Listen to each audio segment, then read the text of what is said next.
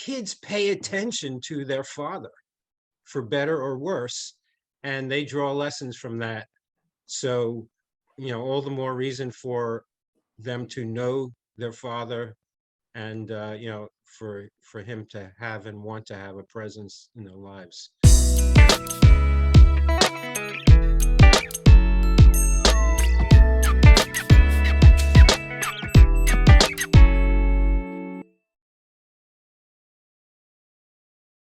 I got bit by a dog when I was 11 years old. Okay. The dog lived down the street, and the dog's name was, get this, the dog's name was Thank You. That's correct. The dog's name was Thank You. And I used to walk past Thank You's gate every day, and I would tease the dog. And I walked past the gate one day and I would tease the dog and throw a rock.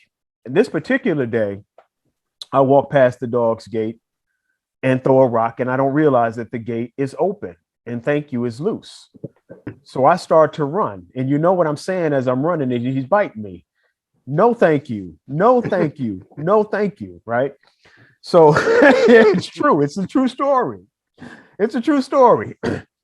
So I go back and I get my dad, and I'm crying, and he picks up a bat, and we go down to Thank You's backyard, and he walks up in front of me with this bat, and he's having a conversation with Thank You's owner about the fact that the dog bit me. Fortunately, I wasn't bit in such a way that the dog tore my skin or anything. He really messed up with my pride, because I deserved what I got from Thank You that day. Right. Anyway, but watching my father walk toward that house with the conviction that he had in that bat, I was just like, man, that's my dad right there, walking to get Thank You. He's on his way. He's going to take care of Thank You today. And his image just stands out in such a way that I can tell this story today. I was 11 years old. I remember it very clearly. Walked up to Thank You's place, and he went there and he protected his boy that day. And that image stands out for me. And sometimes when I think about doing things for my children in a protective way, that story comes up for me. They got funny names for dogs in Chicago. Yeah, well, his twin was You're Welcome. I like the no thank you line. Right. No, it's true. I was saying no thank you. All right, Jim, you're up. Do you want some more of this? No, thank you. No, thank you. You want some more? No, thank you.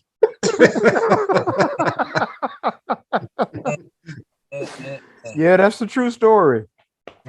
Oh, man, wow. That's going to be the title of this segment. No, thank you. No, thank you.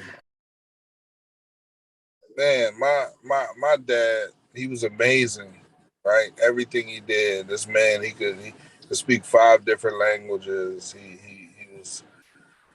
He was astute. He didn't play with me when it came to schoolwork. But my father passed away when I was 12 years old. So after losing him, all the things that he did special, they faded away, right? I never really, I can think back to times where, I know he had my back.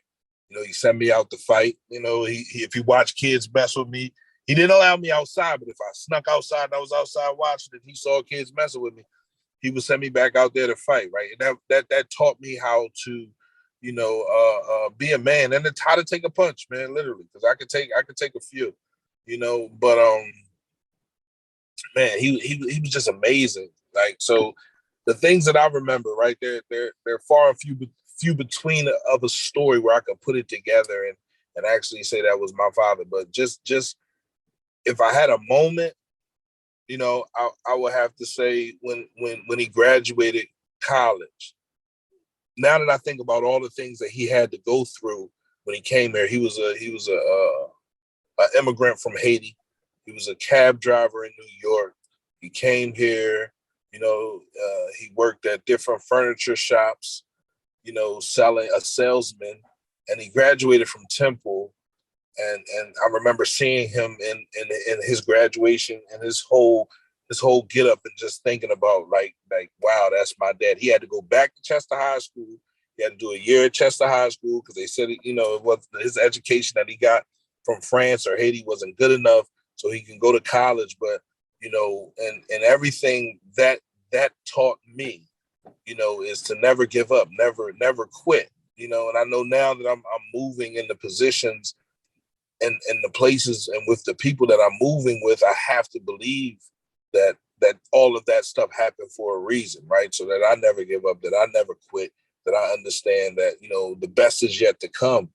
And you know, he was amazing. So, you know, I see my grandfather now, who is about, 95, 96 years old, and he's living in Chester. And I was talking to him the other day. He called me, you know, telling me to take my blood pressure medicine because Friday, you know, I had a slight stroke, right? I couldn't talk. I couldn't move my lips.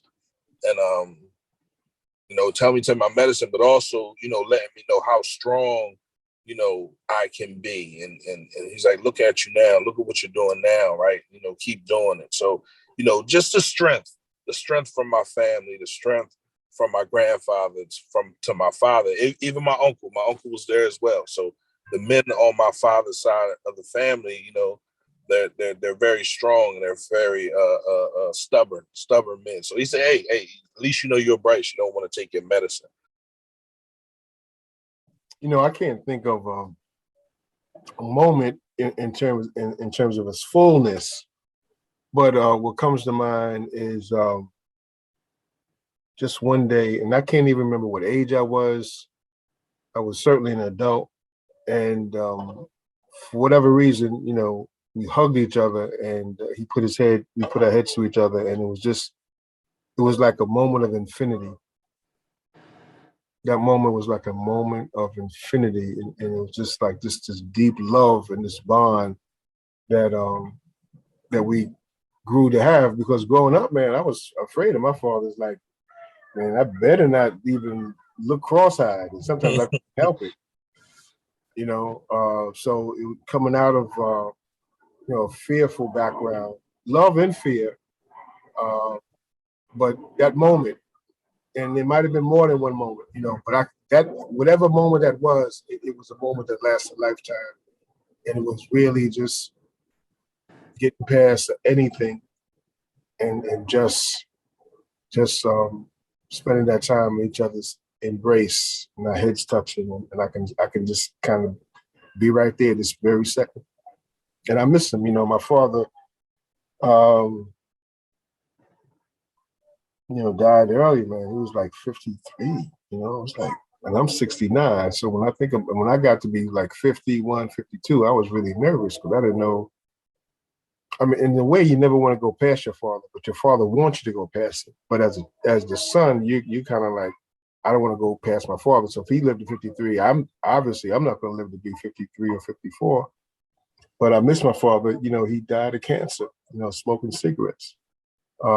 Started in his lungs and then migrated up to his brain. And when he was in the hospital dying, I got to a point where I said, I can't go and see him no more because I didn't want to change he was a virile man. He's called a man's man, right? It's like, I use some strong language right now, but I'll mind my manners. So I didn't really want to see him further deteriorate any more than I'd already witnessed. It's like, that's not my father. That's a shell of my father. Because when stuff came to like get down, he was about get down. He was an MP in the army, right? He was a parachute jumper. You know, I mean, man had no fear. I don't think he had no fear anything. Yeah, I miss my father dearly. I'll just throw in a quick piece about my own father, so we got an even playing field here. My father was far from perfect, and communication was not his strong point. But one thing I remember that probably became a part of me for the rest of my life was he would drag me out of bed at 2, 3 o'clock in the morning some days and take me to work with him. He was a truck driver. And I remember the other truck drivers that we would encounter would be fighting with him about what a fool he was. Why are you taking your son and showing him this way of life? This ain't what you should want for him. And his answer was, and it was the most eloquent I ever heard him be, because he certainly wasn't with me, because I want to show him this is gonna make him stay in school. So he's gonna not want to have a life like this. And I always remembered that, because it was maybe one of the few profound things I thought he said. They didn't think it was so profound. But so I did stay in school, but I also thought that I also adopted the work ethic that I saw among those truck drivers, because they had to hustle, because they had to get their stuff out and delivered, by a certain time every day. And so I felt like it instilled in me two things: one, stay in school, and two, whatever job you are doing, work hard at it, and do it the best you can. So it's funny, and this has kind of become a prevalent theme with our Fathers Network.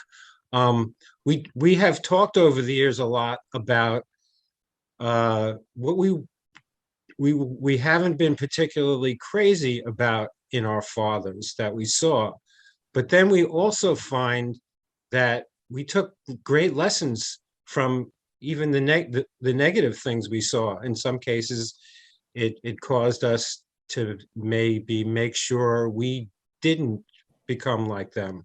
But however you want to put it, kids pay attention to their father, for better or worse, and they draw lessons from that.